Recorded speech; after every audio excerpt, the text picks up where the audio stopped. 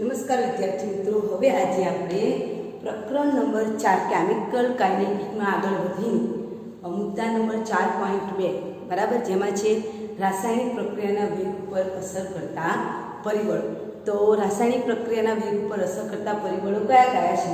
તો તાપમાન છે, દબાણ છે, સાંદ્રતા છે, ઉદ્દીપક છે. તો પ્રક્રિયાના વેગ ઉપર અસર કરતા પરિબળો તાપમાન, દબાણ, સાંદ્રતા અને વાયુ પદાર્થ હોય તો વાયુ પદાર્થ દબાણ કે જેની સાંદ્રતા અને ઉદ્દીપક ઉપરાંત આપેલા પદાર્થનું ક્ષેત્રફળ પણ આવે.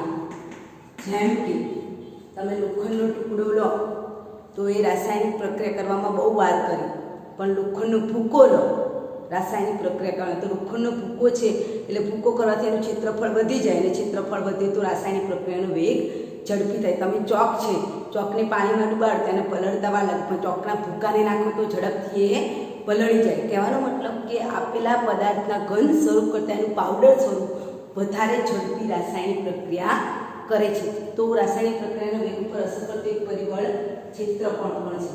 પછી તાપમાનની વાત કરીએ કે રાસાયણિક પ્રક્રિયાના વેગ પર તાપમાન કેવી રીતે અસર કરે, તો આગળ પણ આપણે લસેટેલિયનના નિયમમાં 11 સાયન્સમાં પણ શીખી ગયા હતા. જ્યારે તાપમાનની વાત આવે ત્યારે આપણે બે પ્રકારની પ્રક્રિયાઓ જોવી પડે. એક તો ઉષ્મા શોષક છે કે ઉષ્માક્ષેપક. જો આપેલો પદાર્થ ઉષ્મા શોષક હોય તો તમારે એને ઉષ્મા આપવાથી ઉષ્માનું શું કરશે? શોષણ કરે છે. તો એવી પ્રક્રિયા માટે તાપમાનનો વધારો ફાયદાકારક છે, કારણ કે તમે એને તાપમાન આપશો, એને તાપમાનની જરૂર છે. તો આપણે ખાસ જોવું પડે કે પ્રક્રિયા કેવા પ્રકારની છે. જો પ્રક્રિયા ઉષ્મા શોષક હોય તો તમે તાપમાન આપશો તો રાસાયણિક પ્રક્રિયાનો વેગ વધશે, પણ ઉષ્માક્ષેપક પ્રક્રિયા હોય તો તાપમાનનો વધારો ફાયદાકારક નથી. ફોર એક્ઝામ્પલ, હેબર પદ્ધતિ દ્વારા એમોનિયા વાયુની બનાવટ છે, તો એમાં પણ જો તમે રાસાયણિક પ્રક્રિયા ઉષ્મા શોષક નથી, એ ઉષ્માક્ષેપક પ્રક્રિયા છે, તો એમાં તાપમાનનો વધારો કરવા જઈએ તો બીકર ફાટી જાય. એટલે એવી પ્રક્રિયા માટે તાપમાનને ડાઉન કરવાથી રાસાયણિક પ્રક્રિયાનો વેગ વધે છે. પણ પછી આગળ એવું પણ આવે છે, વધારે પડતું ડાઉન કરે તો પ્રક્રિયા બહુ ધીમી થાય, એટલે આપણે ઉદ્દીપક તરીકે શું નાખીએ છીએ? લોખંડનો ભૂકો નાખીએ છીએ, અને પછી પ્રવર્તક પદાર્થ પણ નાખીએ છીએ, જેથી રાસાયણિક પ્રક્રિયા ઝડપી થાય. તો આ એક બીજો મુદ્દો થઈ ગયો રાસાયણિક પ્રક્રિયાના વેગ ઉપર અસર કરતા પરિબળોમાં તાપમાન. પછી દબાણ આવે છે. તો મોટાભાગે મોસ્ટલી કે પ્રક્રિયાનો વેગ છે એ મોટાભાગે કોની પર આધાર કે પ્રક્રિયકની સાંદ્રતા પર. કારણ કે તમે જુઓ, શરૂઆત ક્યાંથી થાય છે? પ્રક્રિયકથી થાય છે. જેમ જેમ જેમ જેમ પ્રક્રિયકનો જથ્થો વધતો જશે એમ એમ નિપજ બનતી જશે. એટલે ટૂંકમાં જો તમે પ્રક્રિયકનો જથ્થો વધારે લેશો તો નિપજોનું પ્રમાણ વધુ મળશે, પ્રક્રિયાનો વેગ ઝડપી બને છે. તો વાયુ પદાર્થ માટે પ્રક્રિયકોની સાંદ્રતા એ જેનું શું છે? દબાણ. તો કેટલાક વાયુ પદાર્થનું દબાણ વધારવાથી રાસાયણિક પ્રક્રિયાનો વેગ વધે છે. જેમ કે આપણે પાણીની અંદર CO2 ડિઝોલ્વ કરવો છે, પણ ઉપરથી તમે વધુ દબાણ આપો તો વધુને વધુ CO2ના અણુ ઓગળે અને રાસાયણિક પ્રક્રિયા ઝડપી બને છે. તો એક આ બીજો મુદ્દો થઈ ગયો દબાણ, બરાબર. અને ઉદ્દીપક, બધાને જ ખબર છે કે ઉદ્દીપક એક એવો પદાર્થ છે જે રાસાયણિક પ્રક્રિયામાં ક્યાંય ભાગ ભજવતો નથી, પણ રાસાયણિક પ્રક્રિયાનો વેગ વધારવામાં મદદ કરે છે. જે પેલો સક્રિય આલેખ છે એને, એટલે કે માર્ગમાં આવતા અવરોધને ઘટાડવાનું કામ કરે છે. તો આ બધા પરિબળો છે કે જેના માત્ર તમારી પુસ્તકમાં નામ જ આપ્યા છે, એટલે આપણે યાદ રાખવાના. એક માર્કના MCQમાં પૂછાય કે રાસાયણિક પ્રક્રિયાના વેગ ઉપર અસર કરતા પરિબળો જણાવો, તો તાપમાન, દબાણ, સાંદ્રતા અને ઉદ્દીપક અને ક્ષેત્રફળ પણ આવે છે. પણ આપણે ચાર યાદ રાખીશું. ત્યાર પછી હમણાં મેં વાત કરી તેમ વેગ નિયમ એટલે શું? તો વેગ નિયમ એટલે શું? જ્યારે પ્રક્રિયાનો વેગ નિયમની વ્યાખ્યા, જ્યારે પ્રક્રિયાનો વેગ એ પ્રક્રિયક શબ્દ આપો છો, પ્રક્રિયકની સાંદ્રતાના સંદર્ભમાં રજૂ કરવામાં આવે, પ્રક્રિયકની સાંદ્રતાના સંદર્ભમાં રજૂ કરવામાં આવે તો તેને વેગ, એવા નિયમને વેગ નિયમ કહે છે. ખાસ ધ્યાનમાં રાખીશું, વેગ નિયમ માત્ર કોની સાંદ્રતા પર આધાર રાખે છે?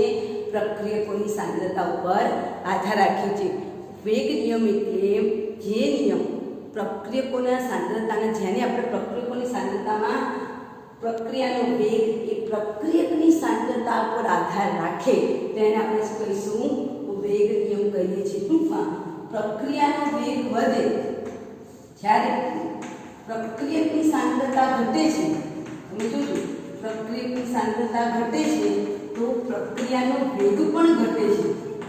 પ્રક્રિયાનો વેગ પણ ઘટે છે. જો પ્રક્રિયકોની સાંદ્રતા વધે, પ્રક્રિયકોની સાંદ્રતા વધારવામાં આવે,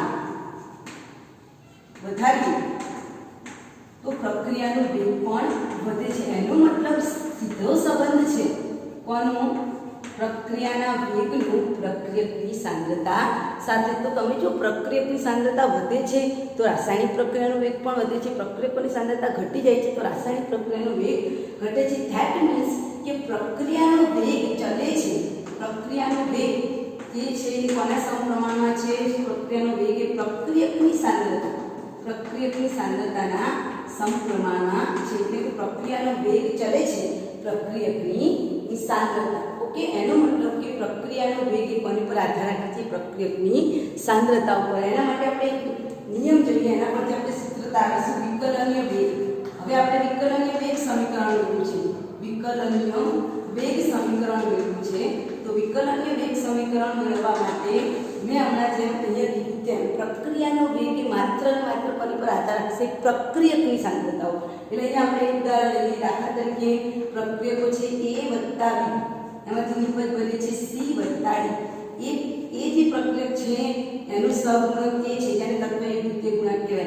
કેપિટલ B પ્રક્રિયકનું સહગુણક છે સ્મોલ b, કેપિટલ C નું સ્મોલ c, કેપિટલ D નું સ્મોલ d. જે એના શું બતાવે છે? મોલ બતાવે છે કે ભાઈ A ના મોલ આ સ્મોલ a, B ના મોલ સ્મોલ b. હવે આ રાસાયણિક પ્રક્રિયા માટે મારે વેગ નિયમ લાગુ પાડવો તો પ્રક્રિયાનો વેગ ચલે છે, પ્રક્રિયાનો વેગ ચલે છે a ની x ઘાત b ની y ઘાત. હવે તમને સવાલ થાય આ x અને y શું છે? તો આ x એ મારો આ a ની આગળનું જે સ્મોલ a સંપૂર્ણ દેખાય છે એ છે. પણ ક્યારેક એવું પણ બને છે કે રાસાયણિક પ્રક્રિયામાં આપણે સંતુલિત કરવા માટે એ એકડો વગરો લખ્યો છે ને, એ એકડો વગરો ક્યારેક એવું પણ હોય કે એની ઘાત ઉપર ન પણ આવે. ઘણી પ્રક્રિયાઓ એવી પણ છે જે આપણે આગળ સાબિત કરીશું. હવે અહીંયા આપણે ધ્યાન રાખીએ કે રાસાયણિક પ્રક્રિયાનો વેગ આપણે લખી નાખ્યો. બરાબર? શું લખ્યું? કેપિટલ A વત્તા capital B it quiz A into x B into y. તો પ્રક્રિયા વેગ બરાબર આગળ દેખાશે એની અંદર પ્રક્રિયાનો વેગ બરાબર k into A ની x ઘાત B ની y ઘાત. એને સ્પષ્ટતા કરું છું. x બરાબર A અને y બરાબર B હોય પણ ખરું અને ન પણ હોય કે આપણે હમણાં સમજૂતી આપીએ છીએ. હવે જો આને આપણે વિકલન કરાવીએ તેને આપણે વિકલનીય વેગ કહીએ છીએ. જો આપણે એનું વિકલન કરાવીએ પ્રક્રિયક છે એટલે dr/dt. બરાબર? આ જે પ્રક્રિયાનો વેગ છે એનું વિકલન સ્વરૂપ લો અને પ્રક્રિયાનો એટલે dr/dt ચલે છે બરાબર કે a ની x ઘાત b ની y ઘાત. બરાબર? જ્યાં k એ શું છે? વેગ અચળાંક છે. અને કેપિટલ A અને કેપિટલ B શું છે? પ્રક્રિયકો છે. x અને y એ એના સહગુણક છે. A ના મોલ અને B ના મોલ છે. ક્યારેક હોય પણ ખરા અને ક્યારેક ન પણ હોય. તો આ તમારું વિકલનીય વેગ સમીકરણ થઈ ગયું, જેને વિકલનીય વેગ સમીકરણ તરીકે ઓળખવામાં આવે છે. ક્યારેક આ વિકલનીય વેગ સમીકરણની અંદર મેં હમણાં કહ્યું તેમ આ વિકલનીય વેગ શું આપણને કહે છે કે પ્રક્રિયાનો વેગ એ પ્રક્રિયકની સાંદ્રતા ઉપર આધાર રાખે છે અને એનો ઘાતાંક મૂકવામાં આવે છે કે ક્યારેક સંતુલિત સમીકરણમાં ઘાત પ્રમાણે હોય પણ ખરું અને ન પણ હોય. બરાબર? તો હવે આપણે એને જોઈશું, થોડુંક એ બાજુ કરું છું. બરાબર? હવે અહીંયા તમે જુઓ આપણે હમણાં કહ્યું તેમ રાસાયણિક પ્રક્રિયામાં ક્યારેક એવું પણ મને માથા ઉપરની જે ઘાત છે એ ઘાત તત્વયુક્તિ ગુણાંકમાં હોય પણ ખરી અને ન પણ હોય. હવે ધારો કે મને એક ઉદાહરણ આપ્યું છે કે twice NO2 NO વત્તા O2 twice NO વત્તા O2 it is twice NO2. આ પ્રક્રિયાનો વિકલનીય વેગ લખો. તો આ પ્રક્રિયાનો વિકલનીય વેગ લખીએ તો વિકલનની પ્રક્રિયાનો વેગ k બરાબર પ્રક્રિયાનો વેગ જે છે એ પ્રક્રિયાનો વેગ k બરાબર પ્રક્રિયકની સાંદ્રતા લેવાની છે. પ્રક્રિયા કયા છે? NO અને O2. તો NO ની સાંદ્રતા આગળ 2 છે એટલે અહીંયા ઘાત પર 2 આપેલું છે. O2 છે એની પર 1 છે. બરાબર? તો આ પ્રક્રિયામાં એવું છે કે જે સહગુણક છે એ જ એની ઘાત છે. આ એક કેવી કહેવાય? પ્રાયોગિક મૂલ્યો છે. પ્રાયોગિક મૂલ્યો પરથી આપણે એને સાબિત કરીશું. પણ બીજી એક પ્રક્રિયા લખું છું એટલે આમાં તો તમને એવું દેખાય છે કે વિકલનીય વેગની અંદર જે સહગુણક લખ્યું છે એ જ એની ઘાત છે. એની પર જે આગળ જે સહગુણક લખ્યું છે એની આગળ 2 લખે છે તો ઘાત પર 2 જ છે, બરાબર. પણ ઘણી પ્રક્રિયાઓ એવી છે કે જેની અંદર સહગુણક ન આવતો હોય તો એ પ્રક્રિયાના વેગ સમીકરણમાં એ જોવા મળે છે. દાખલા તરીકે બીજું જાણ છે CH Cl2 વત્તા Cl2 ઇટ મીન્સ તમને મળે છે CCl4 વત્તા HCl. આ સમીકરણનું જો અમારે પ્રક્રિયાનો વેગ લખવાનું થાય તો પ્રક્રિયાનો વેગ બરાબર K CHCl3 ક્લોરોફોર્મ Cl2 ની 1/2 ઘાત. હવે તમે અહીંયા જુઓ આપણને એ તો ખબર છે કે પ્રક્રિયાનો વેગ એટલે પ્રક્રિયકો જ લેવાના, નિયમિત તો લેવાની જ નથી. પ્રક્રિયકોની સાંદ્રતાને ધ્યાનમાં લેવાનું છે. પણ અહીંયા તમે જુઓ આ પ્રક્રિયક ક્લોરોફોર્મ છે એની આગળ 1 છે તો અહીંયા માથા પર 1 છે, પણ શું Cl2 આગળ 1/2 લખ્યા છે? નથી લખ્યા. તેમ છતાં પણ અહીંયા 1/2 છે. ધેટ મીન્સ કે આ જે વિચલનીય વેગ નિયમ છે એમાં રાસાયણિક સમીકરણને સંતુલિત કરીને અહીંયા જે તત્વયોગ્ય ગુણાંક આવે છે એ ક્યારેક ઘાત હોય પણ ખરી અને ઘાત ન પણ હોય. એટલા માટે મેં અહીંયા લખ્યું કે એની પર x છે એના બરાબર a હોય પણ ખરું અને ન પણ હોય. એમ b ની પર y ઘાત છે તો y બરાબર b હોય પણ ખરું અને ન પણ હોય. એવું એક બીજું પણ ઉદાહરણ છે ઇથાઇલ એસિડ CH3COO2H5 એનું આપણે જળ વિભાજન કરાવ્યું. બધાને જ ખબર છે જળ વિભાજન કરો એટલે તમને શું મળશે? અહીંયા OH- અને અહીંયા H+ એટલે એસિટિક એસિડ વત્તા ઇથેનોલ મળે છે. આ પ્રક્રિયાનો પણ પ્રક્રિયા વેગ તમે જુઓ તો પ્રક્રિયા વેગ બરાબર લખાશે. પ્રક્રિયાનો વેગ હંમેશા યાદ રાખો. જ્યારે હું તમને એમ કહું કે પ્રક્રિયાનો વેગ લખો એટલે માત્ર ને માત્ર કોને જોવાના? પ્રક્રિયકને જ જોવાના. તો પ્રક્રિયાનો વેગ બરાબર થાય છે કે એસિટિક એસિડ અને પાણી. વાસ્તવમાં પાણી ક્યાંય ભાગ ભજવતો નથી. એની સાંદ્રતા કેવી હોય છે? અચળ હોય છે. આપણે ધ્યાનમાં રાખવાનું, બરાબર. અહીંયા પાણી તો આપણે 1 લખ્યા છે પણ વાસ્તવમાં જ્યારે રાસાયણિક પ્રક્રિયા થાય છે ત્યારે પાણી એ ભાગ ભજવતું નથી. તો ઘણી વખત એવું પણ બને છે કે ઉપરની ઘાત એ તત્વયુક્તની તે ગુણાંક પ્રમાણે ન પણ હોય. તો આ તમારા 2 સ્વરૂપો યાદ રાખવાના. તો વિકલનીય વેગ સ્વરૂપ બરાબર છે -dr/dt બરાબર કે a ની x ઘાત b ની y ઘાત. આ સૂત્ર આપણે બરાબર યાદ રાખવાનું. આ યાદ હશે તો આપણે એના પછીનું નેક્સ્ટ ટોપિક જે તમને પૂછાય છે પરીક્ષામાં પ્રક્રિયાક્રમ એટલે શું અને આણ્વિકતા એટલે શું. હવે આપણે આગળ વધીએ પ્રક્રિયાના ક્રમ તરફ. ઓકે, સમજણ પડી ગઈ? ફરીથી રિપીટ કરું છું. રાસાયણિક પ્રક્રિયાના વેગ ઉપર અસર કરતા પરિબળો તાપમાન, દબાણ, સાંદ્રતા અને ક્ષેત્રફળ. વિકલનીય વેગ નિયમ એટલે શું? તો વિકલનીય વેગ નિયમ એટલે પ્રક્રિયાનો વેગ એ પ્રક્રિયકની સાંદ્રતાના સંદર્ભમાં માપવામાં આવે તો એને પ્રક્રિયાનો શું કહેવાય? વેગ કહેવામાં આવે છે. હવે એના પછીનો આગળનો ટોપિક છે પ્રક્રિયાનો ક્રમ. 4.2.1 એનું નામ છે પ્રક્રિયાનો ક્રમ. તો પ્રક્રિયાનો ક્રમ એટલે શું? તો પહેલા તો એક વસ્તુ કહી દઉં કે પ્રક્રિયાનો ક્રમ કેવી રાશિ છે? પ્રાયોગિક રાશિ. આ ખાસ આપણે યાદ રાખવાનું. ઘણી વખત પરીક્ષામાં તફાવત સ્વરૂપે પૂછાય છે. આ વખતે માર્ચ 2020ની બોર્ડની એક્ઝામમાં તફાવત પૂછ્યો તો પ્રક્રિયાક્રમ અને આણ્વિકતા વચ્ચેનો તફાવત જણાવો. એટલે ક્યારેક આપણને તફાવત સ્વરૂપે પણ પૂછી શકાય. તો પહેલો મુદ્દો છે કે પ્રક્રિયાનો ક્રમ એ પ્રાયોગિક રાશિ છે. હવે પ્રક્રિયાના ક્રમની વ્યાખ્યા શું થાય? કે પ્રક્રિયાનો ક્રમ એટલે શું? તો પ્રક્રિયકોની, ખાસ ધ્યાન રાખજો, પ્રક્રિયકોની સાંદ્રતાના ઘાતાંક જે છે તે ઘાતાંકોના સરવાળાને કુલ પ્રક્રિયાક્રમ અથવા તો એકંદર પ્રક્રિયાક્રમ કહેવામાં આવે છે. ત્યારે એકંદર શબ્દ વાપરેલો છે. એકંદર પ્રક્રિયાક્રમ કહેવામાં આવે છે. અથવા તો હું પ્રક્રિયા લખું છું. દાખલા તરીકે તમને કોઈ પ્રક્રિયા આપેલી છે, બરાબર. માની લો કે તમને કોઈ પ્રક્રિયા આવી આપી છે કે પ્રક્રિયાનો વેગ બરાબર કે a ની 1/2 ઘાત અને b ની 1 ઘાત છે. તો આ પ્રક્રિયાનો ક્રમ લખો. તો અહીંયા ધ્યાનમાં રાખજો કે પ્રક્રિયાનો ક્રમ અહીંયા શબ્દ જ આપેલો છે પ્રક્રિયકોની સાંદ્રતા. અહીંયા પ્રક્રિયકો a અને b છે એની પર સાંદ્રતા તો a ના સંદર્ભમાં એકલા એના સંદર્ભમાં લખવો હોય તો પ્રક્રિયાનો ક્રમ, એકલા એના સંદર્ભમાં લખવો હોય તો પ્રક્રિયાનો ક્રમ કેટલો લખાય 1/2 લખાય, બરાબર.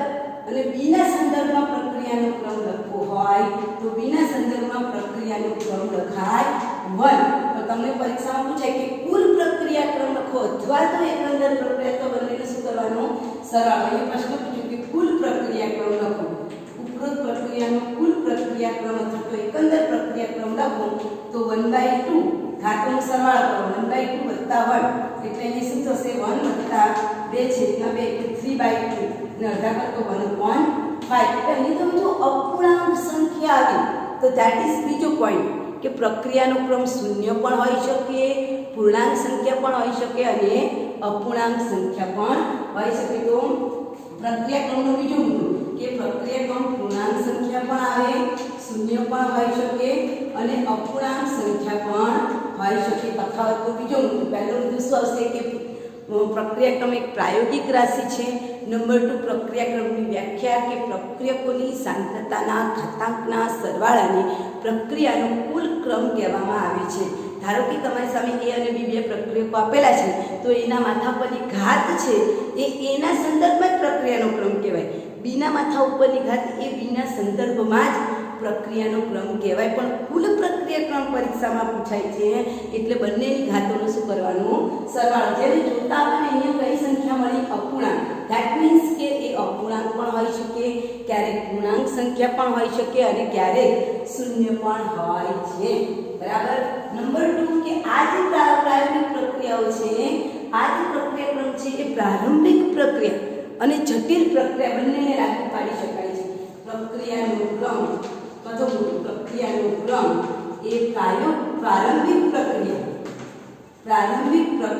અને જટિલ પ્રક્રિયા બંનેને લાગુ પાડી શકાય છે. કેવી પ્રક્રિયા? પ્રારંભિક પ્રક્રિયા અને જટિલ પ્રક્રિયા બંનેને આપણે લાગુ પાડી શકીએ છીએ, બરાબર. હવે આના પરથી આપણે પ્રક્રિયાના ક્રમના સૂત્રો મેળવવાના છે, બરાબર. હવે એ હું તમને શીખવાડી કે પ્રક્રિયાના ક્રમના સૂત્રો. પ્રથમ ક્રમની પ્રક્રિયા માટે વેગ અચળાંક કેનું સૂત્ર, દ્વિતીય ક્રમની શૂન્ય ક્રમની પ્રક્રિયા માટે. તો હવે આપણે પ્રક્રિયા ક્રમનું સૂત્ર મેળવવા માટે આપણે પેલું વિકલનીય વેગનું સમીકરણ લખીશું. વિકલનીય વેગ સમીકરણ બરાબર વિકલનીય વેગ સમીકરણ જે કંઈક આવું હતું -dr/dt ચલે છે તેની x ઘાત bની y ઘાત, બરાબર. હવે વિકલનીયને દૂર કરીએ તો પ્રક્રિયાનો વેગ બરાબર કે એની x ઘાત bની y ઘાત. મારે શું નક્કી કરો છો? વેગ અચળાંક k નક્કી કરશે. તો k ને સૂત્રનો કરતા બનાવીશું k બરાબર પ્રક્રિયાનો વેગ છેદમાં એની x ઘાત bની y ઘાત થાય, બરાબર. હવે પ્રક્રિયાનો વેગ છે તો ગઈકાલે આપણે શીખી ગયા પ્રક્રિયાના વેગનો એકમ શું? સાંદ્રતા ભાગ્યા સમય છે. આ જે પ્રક્રિયાનો વેગ છે એનું સૂત્ર શું થાય? એનો એકમ શું થાય? સાંદ્રતા ભાગ્યા સમય, બરાબર. નીચે પણ તમને જે પ્રક્રિયકો આપેલા છે બ્રેકેટમાં છે તે એની પણ શું કહેવાય? A અને B એ શું કહેવાય? પ્રક્રિયકોની સાંદ્રતા કહેવાય. અને x અને y આપેલા છે એ એના ઘાત છે ને ઘાતોનો આપણે સરવાળો કરીએ તો આપણને શું મળે? પ્રક્રિયાનો ક્રમ, જેને હું n તરીકે દર્શાવીશ. અહીંયા લખું છું પાછું કે એની ઉપરની જે ઘાત છે x + y બરાબર n, જેને હું શું કહીશ? પ્રક્રિયાનો ક્રમ આપણે ધારી લેવાનો છે, n ધારી લેવાનું છે. અને A અને B એ શું છે? પ્રક્રિયકો છે. પ્રક્રિયકોને શું બતાવે છે? સાંદ્રતા. એટલે A અને B ની જગ્યાએ મેં શું લખ્યું છે? સાંદ્રતા. x + y થાય છે એના બરાબર મેં કેટલા ધાર્યા છે? n. તો આના બરાબર તમારા સમીકરણમાં શું આવે છે? k બરાબર રાસાયણિક પ્રક્રિયાનો વેગ અચળાંક k બરાબર સાંદ્રતા ઉપર આવશે, બરાબર.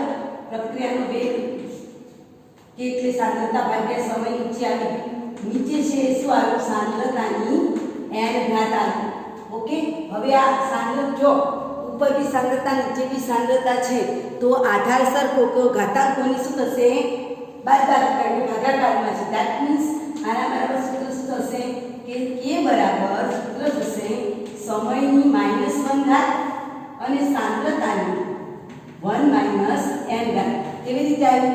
જો જો આ સાંદ્રતા ઉપર એક નીચે આ n નીચેથી અંશમાંથી છેદમાં જાય એટલે પ્લસ n માંથી શું થઈ જશે માઈનસ n. તો સાંદ્રતાની 1 - n ઘાત ગુણ્યા સમય છેદમાં જ ઉપર આવશે એટલે સમય ઇન્વર્સ. આટલું સૂત્ર આપણે બરાબર યાદ રાખી લેવાનું. તેના પરથી બધી જ પ્રક્રિયાઓના ક્રમ આપણે શોધી શકીએ. રિપીટ કરું છું, પ્રક્રિયાનો વેગ ચલે છે કે એની a ઘાત બીની y ઘાત. તો પ્રક્રિયાના k ને સૂત્રનો કરતા બનાવીએ તો k બરાબર પ્રક્રિયાનો વેગ ભાગ્યા એની x ઘાત બીની y ઘાત. પ્રક્રિયાના વેગનું સૂત્ર શું થાય તો સાંદ્રતા ભાગ્યા સમય. વેગ એટલે સાંદ્રતા એકમ સમયમાં. ગઈકાલે શીખવાડ્યું એકમ સમયમાં સાંદ્રતામાં થતા ફેરફારને પ્રક્રિયાનો વેગ કહેવાય. તો વેગ બરાબર સૂત્ર આવશે સાંદ્રતા ભાગ્યા સમય. નીચે a અને b પણ પ્રક્રિયકો છે એટલે એની પણ સાંદ્રતા જ હોય એટલે એની જગ્યાએ સાંદ્રતા ઉપરના ઘાત છે x અને y એનો સરવાળો કરી દીધો અને x + y બરાબર મેં શું લખ્યું n. જેને શું કહેવાય પ્રક્રિયાનો ક્રમ. તમારે શૂન્ય ક્રમની મેળવવી હોય તો પ્રક્રિયાના ક્રમ n બરાબર 0 લખવાનું. તમારે પ્રથમ ક્રમની મેળવવી હોય તો n બરાબર 1 લખવાનું. ક્લિયર? તો એના પરથી મને આવું સૂત્ર મળ્યું k બરાબર સાંદ્રતા છેદમાં સમય. સાંદ્રતાની n ઘાત. હવે આ n છેદમાં જે અંશમાં જાય તો 1/n સમયની -1 ઘાત. હવે આપણે શૂન્ય ક્રમની પ્રક્રિયા, પ્રથમ ક્રમની પ્રક્રિયા અને n ક્રમની પ્રક્રિયા માટે વેગ અચળાંક k નું સૂત્ર તારવીએ. તો પહેલા આપણે શૂન્ય ક્રમની પ્રક્રિયા માટે તારવીએ. તો સૂત્ર હવે આપણે યાદ રાખ્યું છે કે k બરાબર સાંદ્રતાની કેવી ઘાત 1/n ઘાત અને સમયની -1. સમયનો એકમ શું છે સેકન્ડ. બરાબર. હવે મારે તમને પરીક્ષામાં પૂછાય કે શૂન્ય ક્રમ માટે શું. તો શૂન્ય ક્રમની પ્રક્રિયા માટે શોધવાનું તો n બરાબર તમારે સૂત્રમાં શું મૂકવાના 0. આ જે સૂત્ર મેં તમને આપ્યું છે એ સૂત્રમાં તમારે શું મૂકવાનું 0 મૂકવાનું. તો સાંદ્રતા છે, સાંદ્રતા ઉપર 1 - n ની જગ્યાએ 0 સમય ઇન્વર્સ. હવે આપણે સાંદ્રતાનો એકમ લખીશું. સાંદ્રતાનો એકમ શું થાય મોલ પ્રતિ લિટર. મોલ પ્રતિ લિટર પર કેટલી ઘાત હતી એટલે 1. સમયનો એકમ શું થાય સેકન્ડ ઇન્વર્સ. તો આ તમારો શૂન્ય ક્રમની પ્રક્રિયાનો વેગ અચળાંક.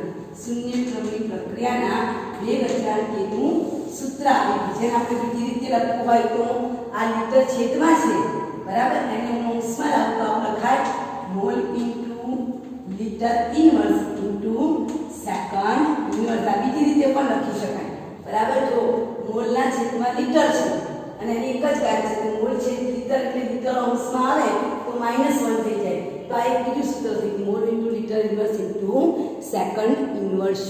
જે શૂન્ય ક્રમની પ્રક્રિયાના વેગ અચળાંકનું સૂત્ર છે જે આપણે ગોખવાનું નથી. આપણે આ રીતે એને યાદ રાખીશું. ત્યાર પછી પ્રથમ ક્રમની પ્રક્રિયા માટે શોધીએ તો k બરાબર સાંદ્રતા 1/n ઇન્ટુ સમયની -1 ઘાત. હવે પ્રથમ ક્રમની પ્રક્રિયા છે એટલે n બરાબર કેટલા મૂકવાના 1 મૂકવાના. ઉપરના સૂત્રમાં n બરાબર કેટલા મૂકીશું 1. તો સાંદ્રતાની 1 - 1 એટલે 0. 1 - 1 સમયની -1 ઘાત. હવે બધાને ખબર છે કોઈ પણ વસ્તુની 0 ઘાત બરાબર કેટલું થાય 0 જ થઈ જાય. એટલે એ સાંદ્રતાની 0 ઘાત થઈ ગઈ. તો સમય ઇન્વર્સ. તો સાંદ્રતાની 0 ઘાત બરાબર કેટલી વેલ્યુ થશે 1 ગુણ્યા સમયનો એકમ બરાબર થશે સેકન્ડ ઇન્વર્સ. એનો મતલબ કે પ્રથમ ક્રમની પ્રક્રિયાનું વેગ અચળાંક કેનું સૂત્ર માત્ર શું આવશે સેકન્ડ ઇન્વર્સ. તમારે શું યાદ રાખવાનું છે કે જે પ્રક્રિયાના વેગનું સૂત્ર છે એમાં n બરાબર 1 મૂકી દેવાનું. 1 માંથી 1 જાય એટલે 0 અને કોઈ પણ વસ્તુ પરની 0 ઘાત બરાબર 1 જ થાય એટલે એ આખું પદ નીકળી ગયું. હવે વધ્યું સમય. સમય એટલે સેકન્ડમાં હોય તો સેકન્ડ ઇન્વર્સ આવશે. તો પ્રથમ ક્રમની પ્રક્રિયાના વેગ અચળાંક કેનું સૂત્ર આપણને શું મળશે સેકન્ડ ઇન્વર્સ મળશે. ઓકે દેખાય છે ને સેકન્ડ ઇન્વર્સ મળશે. ચાલો હવે એના પછી આપણે દ્વિતીય ક્રમની પ્રક્રિયા માટે જોઈએ. તો દ્વિતીય ક્રમની પ્રક્રિયા માટે તમને શું મળે છે. તો દ્વિતીય ક્રમની પ્રક્રિયા માટે ફરી પાછું સૂત્ર લખું છું k બરાબર શું આવશે બોલો સાંદ્રતાની 1/n ઘાત. સાંદ્રતાની 1 - n ઘાત ઇન્ટુ સમયની -1 ઘાત. હવે આમાં દ્વિતીય ક્રમ કીધું છે તો દ્વિતીય ક્રમ એટલે n બરાબર કેટલા મૂકવાના આપણે 2 મૂકવાના. અહીં આપણે 2 મૂકીશું. તો સાંદ્રતાની 1 - n ઘાત એટલે 1 - n ની જગ્યાએ 2 આવશે. અહીંયા સમયની -1 ઘાત. ઓકે 1 - 1 માંથી 2 જાય તો કેટલા રહે -1. તો સાંદ્રતા પર કેવી ઘાત આવશે -1 સમય ઇન્વર્સ. ચાલો હવે સાંદ્રતાનો એકમ મૂકી દઈએ. શું આવશે? મોલ પ્રતિ લિટર. યાદ જ રાખી લેવાનું. સાંદ્રતાનો એકમ શું છે? મોલ પ્રતિ લિટરની -1 ઇન્ટુ સમયનો એકમ છે સેકન્ડ ઇન્વર્સ. આ એક એકમ થઈ ગયું. હવે આને ફેરવીને લખવો હોય તો શું લખાય બીજું? મોલની -1 છેદમાં લિટરની -1 ઇન્ટુ સેકન્ડ ઇન્વર્સ. આવું પણ લખાય. હવે માની લો કે આ લિટર છે એ છેદમાંથી હું અંશમાં લઈ લઉં તો બીજું આવું પણ લખાય.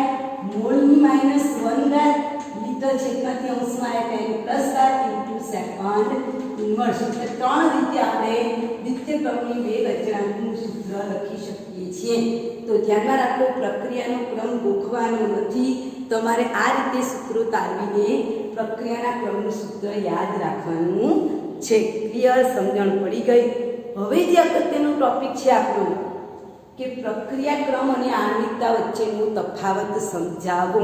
તો રિપીટ કરું છું કે પ્રક્રિયા ક્રમ એ પ્રક્રિયકોની સાંદ્રતાના ઘાતાંકનો સરવાળો છે, બરાબર. જ્યારે આણ્વિકતા શું છે? એ પ્રારંભિક પ્રક્રિયાની અંદર અથડાતા અણુ પ્રારંભિક પ્રક્રિયામાં ભાગ લેતા હોય એવા પ્રક્રિયકો અથડાય અને અથડાયા પછી શેમાં રૂપાંતર પામે? નિપજમાં. એને શું કહેવાય? આણ્વિકતા કહેવાય. એટલે પરીક્ષામાં તમને તફાવત પૂછાય છે. પ્રક્રિયાના ક્રમ અને આણ્વિકતા વચ્ચેનો તફાવત જણાવો. ઓકે, આ લખવાનું તમે લખી નાખો. આણ્વિકતા વાળો ટોપિક આપણે જોઈ લઈએ.